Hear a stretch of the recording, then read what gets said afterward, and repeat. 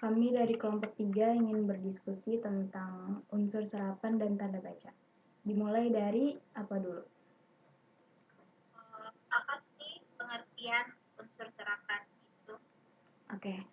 Jadi pengertian unsur serapan merupakan kata yang berasal dari bahasa asing, lalu diubah ejaannya, penulisannya, dan cara membacanya. Terus kata tersebut diubah disesuaikan dengan pengucapan bahasa Indonesia yang benar dan dapat juga buat menambah kosakata.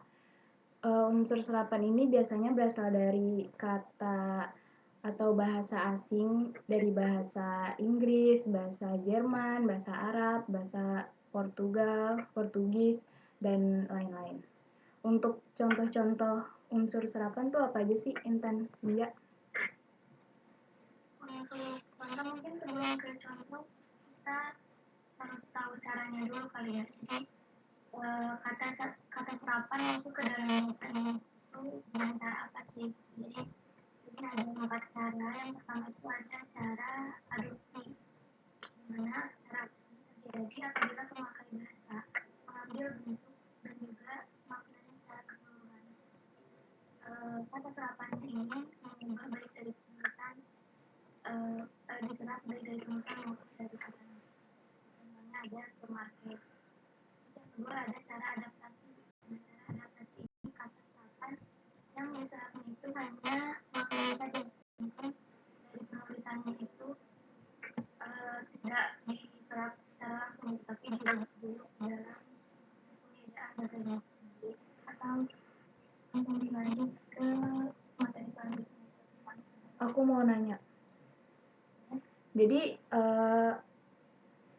contoh unsur serapan tuh jadi dia diubah penulisannya hurufnya doang yang dikurangin atau kata-katanya juga ada yang diubah?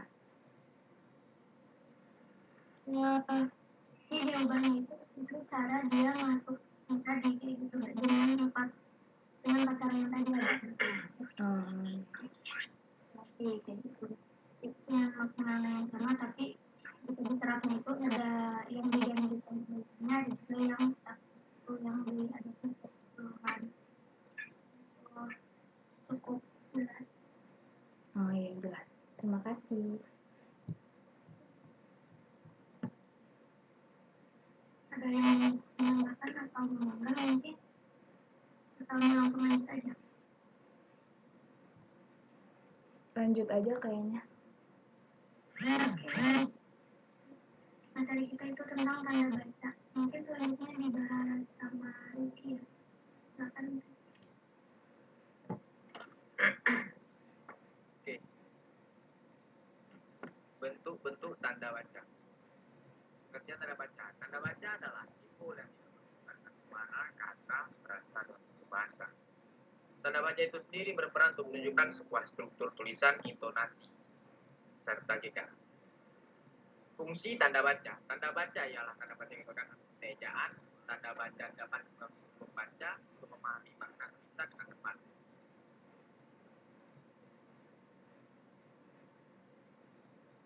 Tanda dalam penulisan bagan besar atau daftar. Tanda titik tidak hanya digunakan dalam kalimat saja, akan tetapi tanda titik dapat digunakan bahkan di belakang satu huruf maupun angka.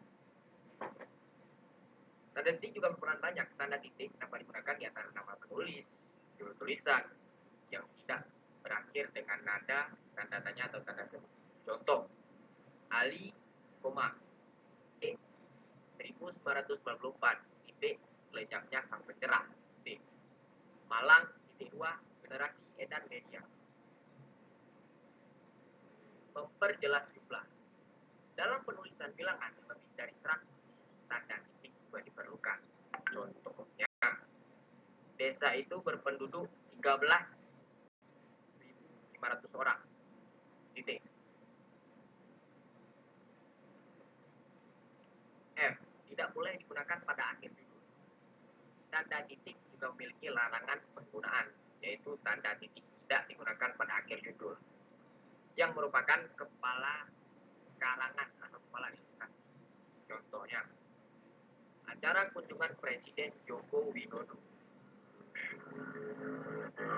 Yang G. Tidak boleh digunakan pada kepala surat. Tanda titik tidak dipakai dalam kepala surat. Yang lebih tepatnya, tanda tersebut tidak digunakan di belakang alamat pengirim atau nama dan alamat penerima surat. C. Memisahkan anak dan ibu kalimat. Tanda koma digunakan untuk memisahkan anak kalimat dari ibu kalimat. Contoh, di belakang kata penghubung antar kalimat.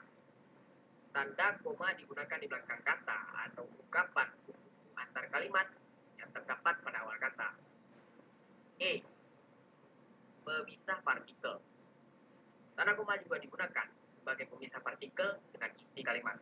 Selanjutnya akan kita lanjutkan pada bahan. Pada penggunaan tanda baca, yaitu ada penggunaan tanda baca pisah. Tanda baca pisah ini berfungsi sebagai yang pertama untuk membantu penyisipan naskah. Fungsi yang kedua untuk menegaskan adanya keterangan aposisi. Fungsi yang ketiga yaitu sebagai tanda pisah dua bilangan. Yang kesembilan yaitu adanya penggunaan tanda baca elipsis. Yang pertama berfungsi sebagai kalimat yang terputus-putus. Fungsi yang kedua untuk menunjukkan adanya naskah yang dihilangkan. Tanda baca yang 10 yaitu tanda baca kurung.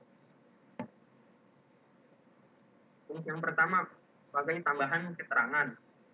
Fungsi yang kedua yaitu untuk mengapit keterangan. Fungsi yang ketiga yaitu untuk mengapit sebuah huruf. Fungsi yang keempat yaitu untuk mengapit sebuah angka. Penggunaan tanda baca yang ke-11 yaitu adanya tanda kurung siku. Fungsi yang pertama untuk mengapit huruf, kata, atau kelompok. Tanda baca yang ke-12 yaitu adanya penggunaan tanda petik. Fungsi yang pertama tanda petik ini untuk petikan langsung. Fungsi yang kedua untuk mengapit sebuah judul. Untuk selanjutnya, kenapa di dalam kalimat diperlukan memakai tanda baca yang akan dibacakan oleh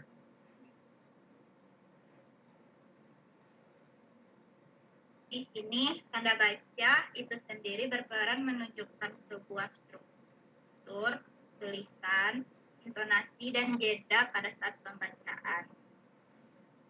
Yang akan kita gunakan berperan penting dalam penyampaian informasi. Pemahaman dan penggunaan tanda baca yang baik dan benar, orang yang akan menerima informasi menjadi lebih jelas dan lebih mengerti inti dari informasi tersebut. Tanda baca sangat penting agar kalimat dalam suatu paragraf mudah dipahami sehingga nantinya tidak terjadi kesalahan makna yang disampaikan oleh penulis.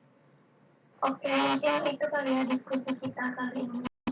Untuk kesimpulannya, jadi gimana terkait bahasan kita barusan itu tentang unsur serapan dan juga tanda baca.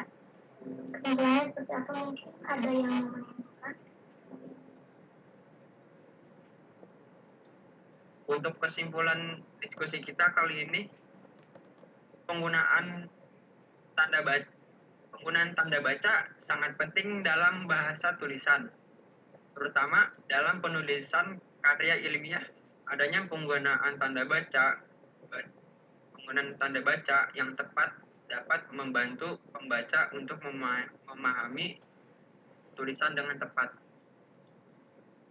Sekian kesimpulan dari diskusi kami. Ya, jadi sekian diskusi dari kelompok kami, kelompok 3 tentang unsur serapan dan tanda baca. Kurang lebihnya mohon maaf. Lebih lengkapnya ada di makalah yang kami buat. Sekian dari kami. Wassalamualaikum warahmatullahi wabarakatuh.